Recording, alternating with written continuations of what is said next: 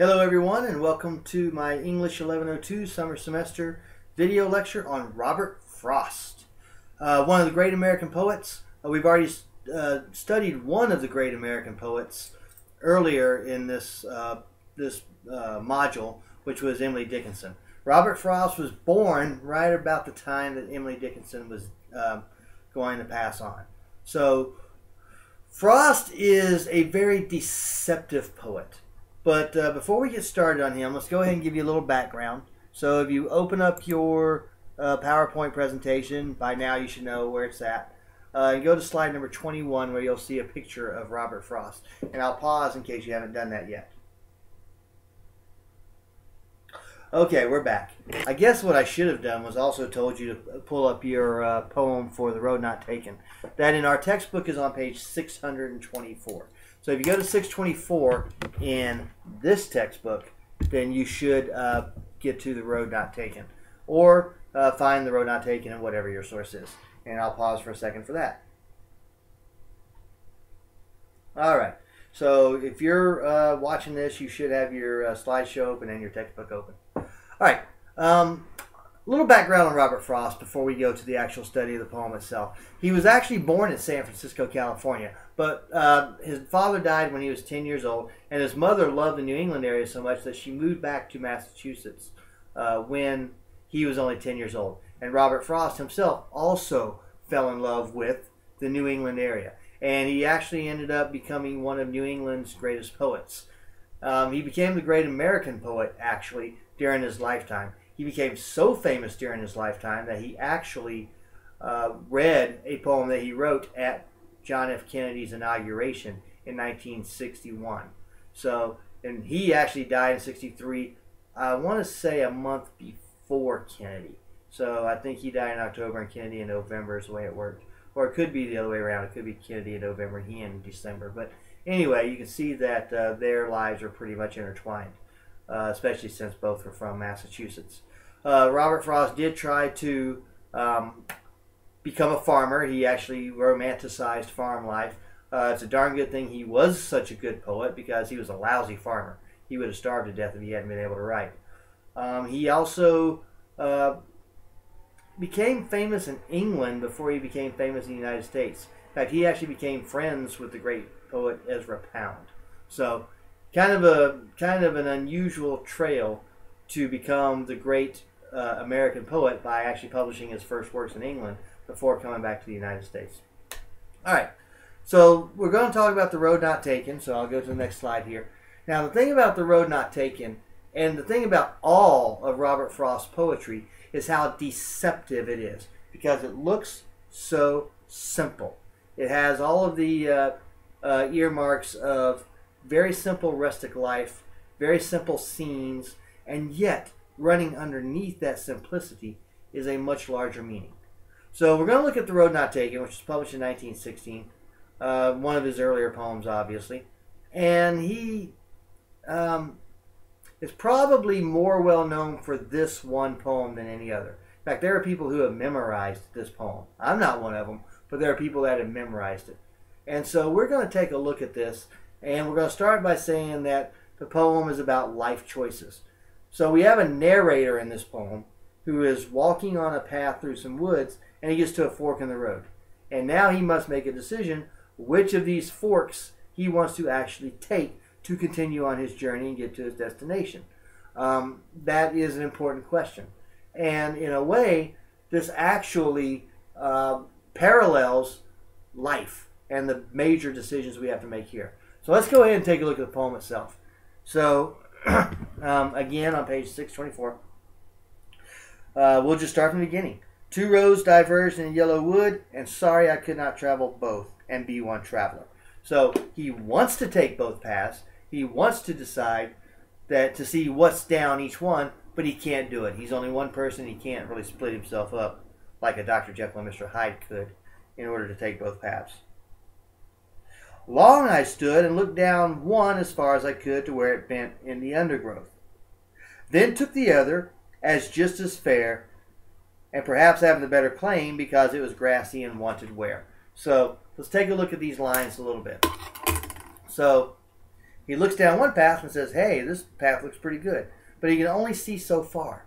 He can only see to where the road bends into the underbrush. Then he looks at the other path and says, hey, this one looks like a pretty fair path. And it might even be a little bit better because it's just a little bit less traveled. But how much less traveled? Is it like a lot less traveled or only a little? Well, the next line will tell us. Though as for that, the passing there had warned them really about the same. So when he says that he's got two paths and one of them hasn't been traveled as much as the other, it is not a big difference. It's only a tiny minuscule difference. So both paths are well traveled. It's just that one is less traveled by a little bitty bit. I want to pause here to mention that this poem, in addition to being one of his most famous poems, may be one of his most misunderstood poems, if you will. So people misunderstand this and think that one path is cleared and well traveled and the other one's kind of overgrown and nobody's traveled on it. Here it's clear that these paths really, a lot of people have traveled both of them. Now let's think about this in its larger sense before we move on to the next few lines. In life, really,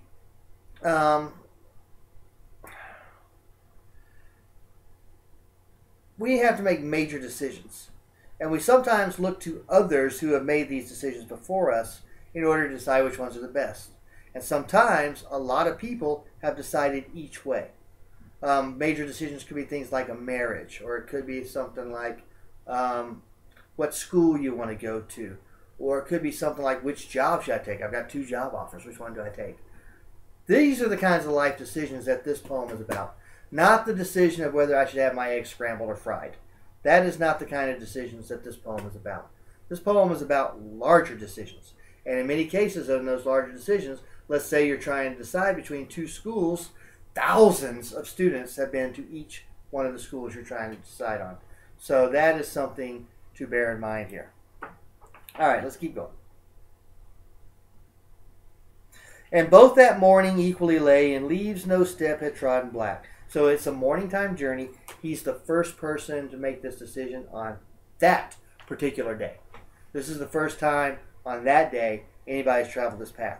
And the leaves have fallen. So this actually takes place in the autumn. And I think that's clear in the beginning. Yes, 2 rows diverged in a yellow wood is the first line. So we know that this is in the autumn. So it's possible that this decision is being made late in our narrator's life. This might be a late life decision because it takes place in the autumn, as opposed to an early life decision which might take place in the spring. And a lot of leaves have fallen, and they're covering up both paths. So really, there's not a lot to go on because these travels have been a little bit shielded. All right. Oh, I kept the first for another day, yet knowing how way leads on to way, I doubted if I should ever come back. So, think about what he's saying here. I said I'll take the second path on a different day. But, as you travel on a path, you get another fork in the road. You have to decide. Then you reach another fork in the road, and you have to decide. And you reach another fork in the road, and you have to decide. And this keeps on and on throughout life. So he kept the other decision for another day, yet knowing how life is going to take him up the road, he doubted very seriously he would ever see that second path. How many times we made this decision? Oh, I'll do this now and I'll do that later. But by choosing to do this now, that thing you're going to do later is gone forever and you never get a chance of that choice. That is what he's saying here when he says that way leads upon the way. I doubted if I should ever come back.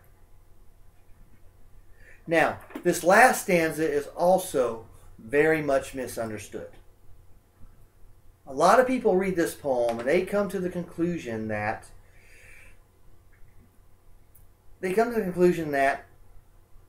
this is our narrator late in life looking back on his decision and being extremely happy with it.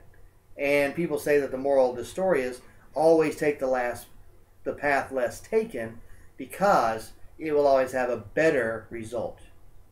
When we read this last stanza, you're going to see that's a misreading. In fact, that's a bad misreading of this poem. And that's not what this poem is saying at all. So, Let's take a look at it. I shall be telling this with a sigh, somewhere ages and ages hence. I shall be telling this with a sigh. He's saying someday in the future, I'm going to look back on this decision. So it's a major life decision, right? Whether you had your eggs scrambled or fried this morning, you will not look back on that decision 10 years from now, unless maybe you got food poisoning or something like that. But this is going to be a decision he's going to look on, and he's predicting at this point. I will be telling this with a sigh, somewhere ages and ages hence. So somewhere in the future, I'm going to be looking back on this. Two roads diverged in a wood, and I took the one less traveled by, and that has made all the difference. Now, that has made all the difference. Let us analyze that line for just a second. Is our narrator here saying that this choice of taking the road not taken was a great decision? Or is he just saying that it made some kind of a difference in his life as opposed to taking the road more traveled? Let us not confuse these two things. Let us not think that he's saying the road less traveled is the greatest every time. He's saying one day in the future I'm going to look back on this and perhaps I'm going to be saying it made all the difference, but it could be a good difference or it could be a bad difference. We don't know. We just know that it made a difference. That is the road not taken. That is a correct reading of the road not taken, not the one that you may have been more familiar with from other sources. And that, ladies and gentlemen, is my video lecture on Robert Frost and the road not taken.